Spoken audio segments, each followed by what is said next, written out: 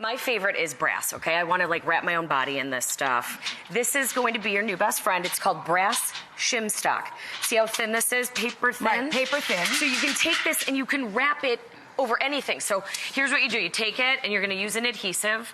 So this adhesive you're gonna put onto the brass shim stock, and then you're gonna put it on the actual surface, okay? So whatever you're doing, if you're doing a cabinet, if you're doing a table, if you're doing your body, your entire body. What you do on Thursday night? I've seen everything on Netflix. You wrap yourself in brass shim stock. I'm gonna paint myself in brass shim stock.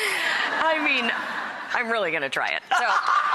So, you gotta wait for this to get tacky, okay? 5 minutes. Then both surfaces are really sticky and tacky, and then you're gonna go ahead and apply it to a cabinet. Now this is an inset cabinet. You could do it with just a flat panel, and then what you do, scrape it just like you are, real hard, push that seam.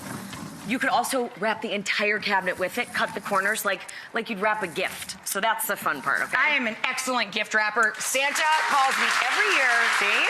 My entire basement is covered. This would be the best for you. So now, once this is on, you could leave it real shiny and shimmery. See the, like, all the texture you're getting? Yeah. In this? You could It's leave really that. cool. But I dig this. This is vinegar. So, after you're done with that, you can come in and you just spray it with vinegar.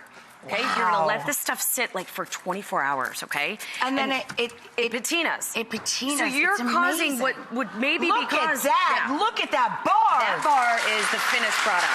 Wow. Yes. So you can patina it to your desired finish, or you can leave it really glossy. But either way, wrap your cabinets, wrap your tables, wrap yourself. That is amazing. Yeah. So gorgeous. Thank you. Thank you.